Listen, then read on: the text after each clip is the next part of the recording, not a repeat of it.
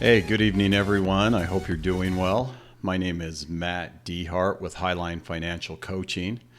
Tonight, I am excited to talk a little bit more about my story. My story is very unique to me.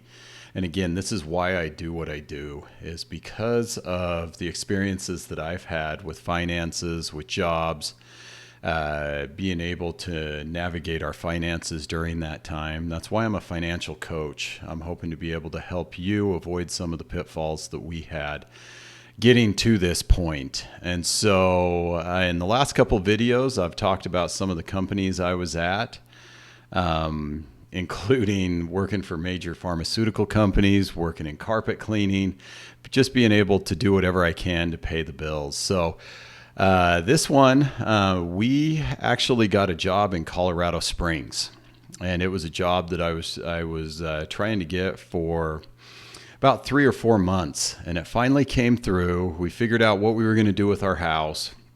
It was funny. We packed up our kids. We had the biggest U-Haul moving van you could have, and then we had the trailer on the back, and I was in there with our oldest and our second oldest sons, Lincoln and Landon, and they were sitting in there. I remember we had a car seat in there for Landon, and Lincoln was loving sitting in the front of this big U-Haul. And then we had packed our minivan chock full of everything else that we could fit in there. And then our third son, Lawson, was a year old, and he was sitting in his car seat just surrounded by everything that we packed in the car. So we packed in the car, moved from northern Colorado down to southern Colorado, drove through Denver and went down to Colorado Springs. So we got into a townhome in Colorado Springs, unloaded everything, and we did this around Thanksgiving. It seems like we always move during Christmas or Thanksgiving. So for 2 years in a row, we moved on Thanksgiving weekend. And we went down, and we actually, on one of the trips down to Colorado Springs, we stopped at a restaurant called Maggiano's in Denver, and that's where we had Thanksgiving dinner with my wife's family. We had a truck and a trailer, and we're in there eating Thanksgiving dinner, and then we went the rest of the way down to Colorado Springs to unload everything. So down there, I worked for a company. We were on a contract for Johnson & Johnson launching a new medication.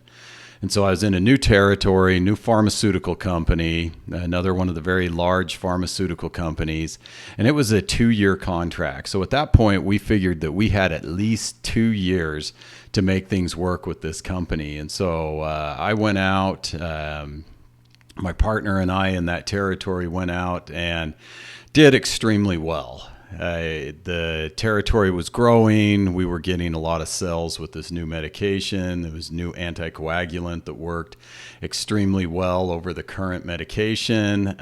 We were out there doing everything we could to get it to grow and move in the right direction. And so we saw this growth. We saw things going well. And we were pretty sure that they were going to extend that contract because of the success that we were having. So about a year and a half in, or not even a year and a half, I think it was about 15 or 16 months in, we got the news that they were terminating the contract. And what was interesting is when they terminated the contract, they paid out the company that we were working for, but they didn't pay out the reps. So we got a couple weeks severance package. And again, I was sitting there going, what on earth am I going to do? Said, this was a great company. I moved my family down here to Colorado Springs. We had just bought a house. I don't even think we had made the first house payment yet on our new house. And I was sitting there going, okay, where do we go from here?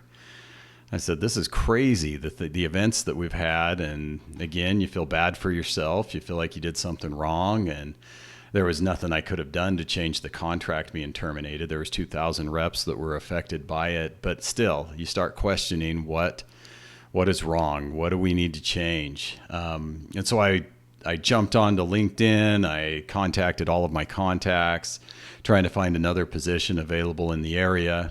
And there wasn't a good pharmaceutical position. So what I did is I found another company in the area that needed an international director for their medical device company. It was a small company out of Colorado Springs. And I was excited because this would be the first time that I ever used my degree from college. I graduated it with a degree in international studies with a business management minor. And so it was a way I could do international business at the college that I attended. And so we were excited to get this going. I jumped in with this new company. It was a manufacturing company that made medical devices, or they made medical storage equipment. And it was a really, really cool job. I remember being there. We were making some good sales. We sold this big order down to Bermuda. And I remember the owner of the company said, "Hey, Matt, I want you to go down to Bermuda and figure out why we won this contract." And I mean, when somebody tells you got to go down to Bermuda and they pay for it, it's not a bad deal. So I went down there, and that started my travels. For the next 4 years, I traveled all over the world, working to get this company growing and moving forward. And we increased sales in the international market by 300 or 400% from what they were doing before, and things were looking awesome.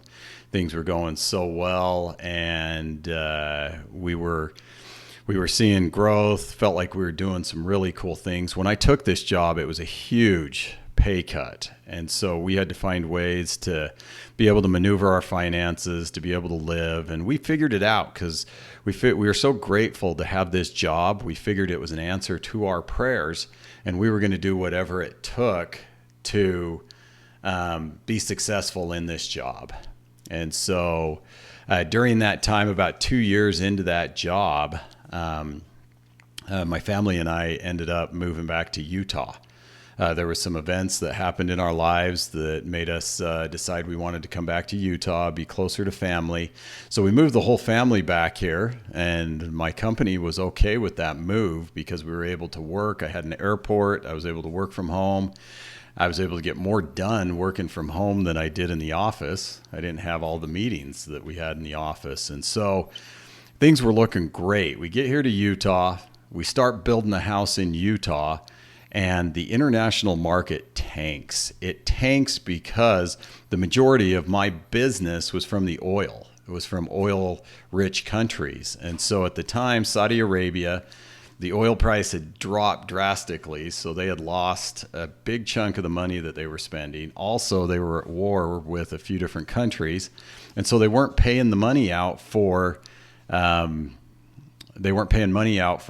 items. So I think it was a third of all my business went through Saudi Arabia. So all of a sudden, all of this business completely shrank. And so I talked to my managers and I said, what do we do? Let's figure out how we can make it grow in other areas. And come to find out, they called me into their office. They decided that they were eliminating my position because of the downsizing we were seeing in the international market for that year. And we were back where we were wondering what the heck we were going to do. And it was a crazy time. At that time, since my paycheck had dropped so much because of the international market, I was doing construction on the side. So we were doing the Dave Ramsey plan where you go out and get another job and hustle it and do everything you can to earn enough money to pay the bills. And we were trying to pay things down. I had both these jobs, so I was working anywhere from 12 to 16-hour days, 5 to 6 days a week. So I didn't get to see much of my family. I was beating myself up, and it was a crazy time. And then we found a company at that time that was coaching people with their finances, and we're like, we need to jump onto this. So we jump on. We got a coach and really learned how to manage our finances and pay down debt and be able to organize that in a way that we could pay things down very, very quickly. So I'm working these two jobs. They eliminate my international director position, and I jumped on with them as an independent contractor because I wanted to coach people to to be better with their finances. I wanted to coach and help people through the craziness of finances that we had gone through. How do you maneuver debt, be able to pay it down, be able to have money in reserves, be able to set budgets that are manageable and easy to achieve, and how to become wealthy financially as well in other aspects of your life. So that's where we went with this, and we jumped on with that company, and it was another huge blessing. We were guided in so many different ways, and we ended up in a great location, and we were back in Utah around family, and we were getting in a much better position financially. So again, this is Matt DeHart with Highline Financial Coaching. This is another portion of our story. Again, the reason I do what I do is so that I can help people pass some of these crazy times, crazy financial times, because no matter where you're at in your life, there's going to be a time where your finances are trying to control you instead of you controlling your finances. So I hope you guys are having a great day, and I look forward to preparing this next video. Thank you.